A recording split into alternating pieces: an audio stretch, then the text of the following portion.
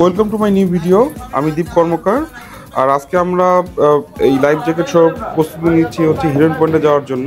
কারণ হচ্ছে হিরন পয়েন্টে যাওয়ার জন্য লাইফ জ্যাকেট অবশ্যই বাধ্যতামূলক। লাইফ জ্যাকেট ছাড়া হিরন পয়েন্ট প্রবেশ করতে দেয় না, কারণ এটা একটা নৌবাহিনীর একটা প্রজেক্ট।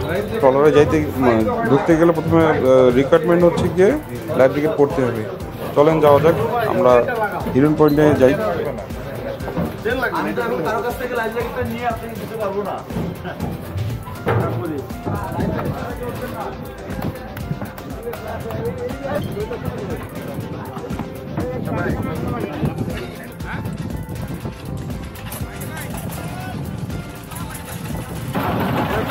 একটা লাইফ জ্যাকেট পাইছি। Welcome to my new video. এখন আমরা যাবো হচ্ছে হিরন পয়েন্টে। হিরন পয়েন্টের জন্য ক্রাইটেরিয়া হচ্ছে যে আমাদের অবশ্যই লাইফ জ্যাকেট করতে হবে। হিরন পয়েন্টে যাওয়ার সময় নদীতে অনেক জার্কিং হচ্ছিল, মানে হিরন পয়েন্টটা আসলে একটু ডেঞ্জারাস লাগতেছিল, কারণ হচ্ছে গিয়ে নদীর ঢেউ ছিল অনেক।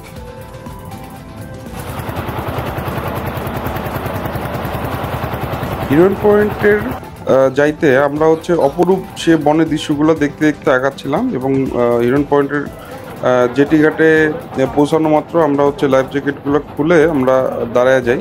খুব সুন্দর লাগতেছিল, যে সাইডের হিরন পয়েন্টে যে গাছগুলো লাগা ছিল খুব সুন্দর লাগতেছিল।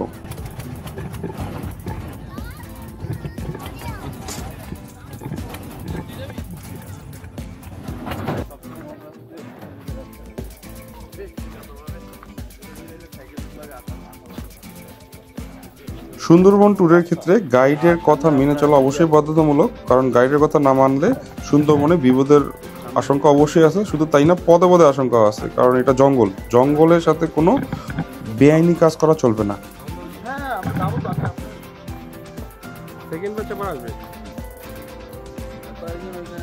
নিয়ে যাবো, চলে যাবে।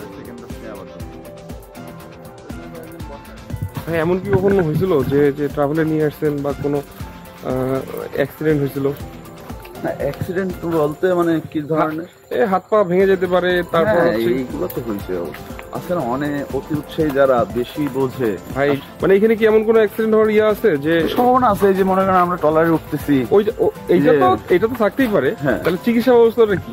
চিকিৎসার ব্যবস্থা এখানে প্রাথমিক চিকিৎসা বলতে আমাদের লঞ্চের যে ফার্স্ট এড বক্স আছে, প্রাথমিক যে কেটে গেলে বা হালকা মানে জ্বর হলে, মাথা ব্যথা। আচ্ছা, আমাদের যে মানে এমনিতে কোনো সেনাবাহিনী বা এদের কি কোনো ফার্স্ট এইড দেখি?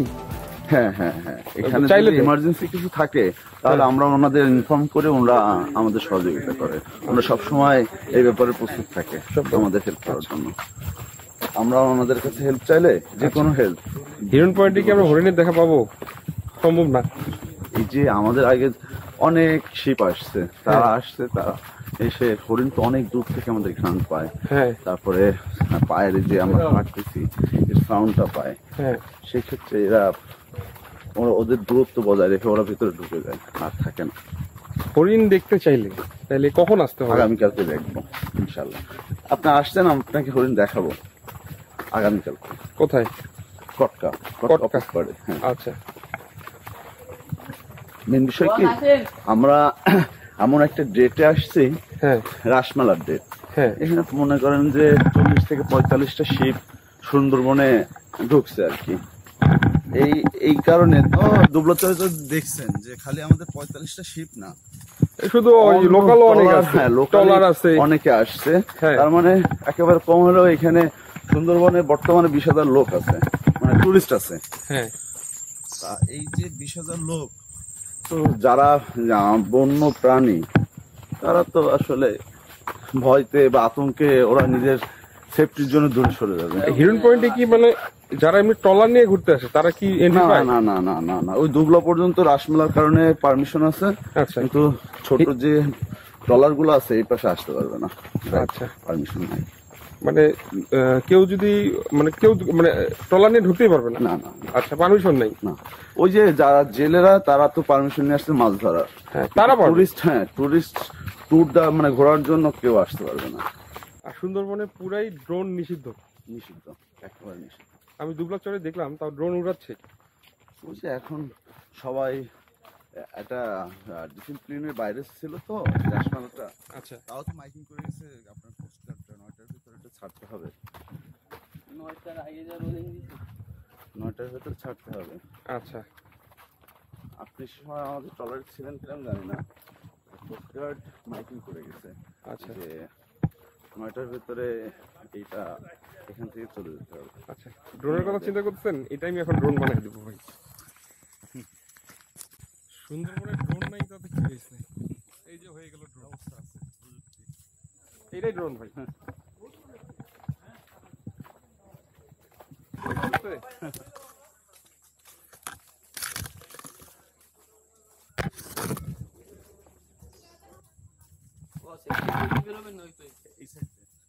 ট্যুরের এইটা জিনিস ঠিক, যারা ঘুরতে আসছে তারা ঠিকঠাক মতো ঘুরবে, যে টাইম দেওয়া থাকবে সে টাইমের মতো ঘুরে আবার চলে যাবে। যদি না ঘুরতে ইচ্ছা করে, হয় ট্রলারে বসে থাকবে, ওইটাই বেটার, আর নাহলে ঘুরতে আসারই দরকার নেই ভাই, তাই তো? এটাই এখানে আমাদের কষ্ট করতে হয়। সুন্দরবন মানে আমাদের প্রাকৃতিক সৌন্দর্য এবং কৃত্রিমতা বাদে আমাদের সবকিছু আছে।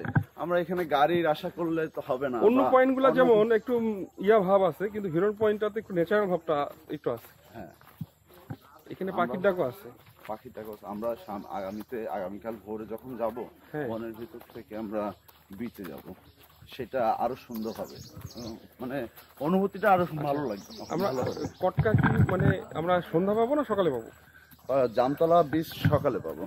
সকালে পাবো, হ্যাঁ। মানে এখন আমরা ভোরে, মানে আজকে যেরকম 6টা, ওটা আমরা 5টার সময় নামবো। 5টার সময় যদি নামতে পারি তাহলে আমরা সূর্যোদয় দেখতে পারবো। আচ্ছা, ঠিক আছে, মানে সবাই যদি টাইমটা মেনটেন করতে পারে। আচ্ছা, আমাদের প্রায় 3 কিলো পথ, 3.5 কিলো পথ হেঁটে যেতে হবে বনের ভিতর থেকে। আচ্ছা, 3.5 কিলো 7 কিলো পথ আমাদের হাঁটতে হবে, প্রায় 45-90 মিনিট হাঁটতে হবে। অনেকেই যাবে না, তা আমি বলে দিব যারা যাবে তারা যাবে। তার মানে আজকে এটা মানে শেষ হওয়ার পর আজকে আর কোনো জায়গায় পয়েন্ট নেই? আজকে আছে, আমরা কটকা অফিস পার দেখার ইচ্ছা আছে, কারণ একটা লং টাইম আছে তো, 7 ঘন্টার জার্নি আছে। আচ্ছা, এখান থেকে কটকা যদি আমরা টাইমলি যেতে পারি তাহলে দেখাবো। জি, হিরন পয়েন্ট পরে হ্যাঁ, কোথায় স্পট? 7 ঘন্টা জার্নি আছে, কটকা অফিস পারে যাবে। কটকা, এখান থেকে 7 ঘন্টা জার্নি কটকা। জি, জি। রাত কাটাবো কোথায়? কটকায়। কটকায়। তারপরের দিন সকালে? তারপরের দিন সকালে আমরা ওইখানে থেকে জামতলা বীচ দেখবো। জামতলা বীচ, হ্যাঁ। ওইখানে কত সময় লাগবে? ওইখানে আমাদের যেতে 45 মিনিট, আসতে 45 মিনিট। মাঝখানে বিচে থাকবো আধা ঘন্টা, থেকে আমরা আবার শিপে ব্যাক করবো। মানে যেতে 45 মিনিট, ওইখানে থাকবো আধা ঘন্টা। তো জামতলা বীচ দেখা হয়ে গেল, তারপরে খুলনা, একটানা ঘুরলো, তাই তো? হ্যাঁ, তারপরে খুলনা, আর কোন জায়গায়। চলো শাহিন, ওই ওয়াচটারে উঠি। ওয়াস্টারে ওঠার দরকার নেই, এটা এখন সুরক্ষিত না, এটাও কোনো পারমিশন নাই, এটাও উঠা যাবে না। উঠেন না কেউ, এটা এখনো পারমিশন নাই, সাইডে এখনো বাউন্ডারি দেওয়া হয় নাই। ঠিক আছে, এই পাতাগুলা, হ্যাঁ, যে পাতাটা, হ্যাঁ, এটার নাম হলো টাইগার ফান বলে। ও দেখেন গাছের কালারটা দেখছেন, টাইগারের মতো ছাকড়া ছাকড়া, টাইগারের গায়ে টাইগার পানি একটা কারণ আছে। এর ভেতরে যদি বাঘ লুকায় থাকে, হ্যাঁ, কোন অবস্থাতে আপনি মানে ইনস্ট্যান্ট ফাইন্ড আউট করতে পারবেন না যে এটার ভিতরে কি আছে। তার মানে এটার নাম হচ্ছে টাইগার ফান। এটার নাম টাইগার ফান, এই গাছটার নাম টাইগার ফান। হেলিকপ্টার কই ভাই আপনাদের? হেলিপ্যাড আছে, হেলিকপ্টার তো সরকারি ভাবে কোন প্রয়োজনে যদি আসে তাহলে আসবে। হিরন পয়েন্টে নেটওয়ার্ক আছে কিনা সেটা আগে প্রুভ করি। সেটা হচ্ছে গ্রামীণ নেটওয়ার্ক নাই, কিন্তু অন্যান্য সিম বলতে টেলিটকের হচ্ছে ইয়া আছে। কোন সময় কি বাংলাদেশের হিস্ট্রিতে এরকম আছে টুরিস্ট বাঘে ধরছে? এখনো আমাদের টুরিস্ট কেউ বাঘের আক্রমণে করেনি, কারণ আমরা ওইভাবে মনে করেন কি করি, সার্ভিসটা যাতে আমি যখন ট্যুর গাইডকে জিজ্ঞেস করলাম যে আসলে কোনো ট্যুরিস্ট হচ্ছে কোনো বাঘের আক্রমণে পড়ছিল কিনা, তখন অ্যান্সার ছিল এরকম, আসলে আমরা যে পয়েন্টগুলোতে যাই বা আমরা সবসময় যে ট্রাভেলগুলো করি বা যে গ্রুপ ট্যুরগুলো করি সেগুলো হচ্ছে সেফ জোনে আমাদেরকে ঘোরায়, যার কারণে ওই জায়গাগুলোতে আসলে পয়েন্ট থাকে এবং অনেক সিকিউরিটি থাকে, যার কারণে এইসব জায়গাতে ওইভাবে বাঘের আক্রমণ হয় না বা বাঘ মানে শীতের সময় শুধু পাওয়া যায়। শীতের সময় আমরা আসি তো, আর ওরা রোদ পোহাতে অনেক পছন্দ করে, ঠিক আছে। যখন আপনার হয় ভাটি হয় তখন মনে করেন ওরা ওই পাড়ে বসে রোদ পোহায়, এটা অ্যাভেলেবেল দেখা যায় তখন।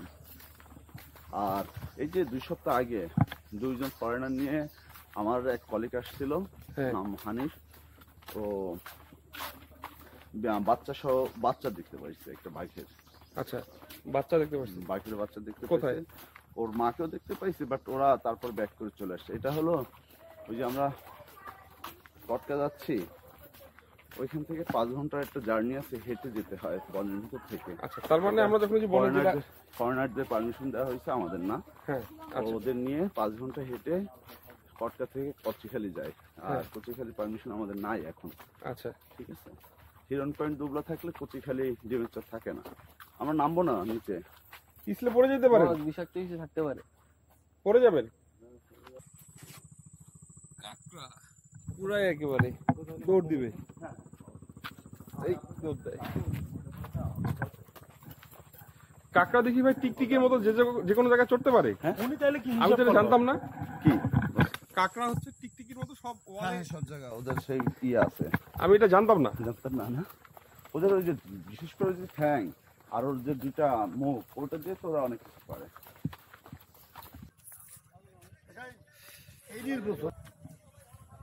হিরন পয়েন্ট শেষ হলো, আর এতটুকুই।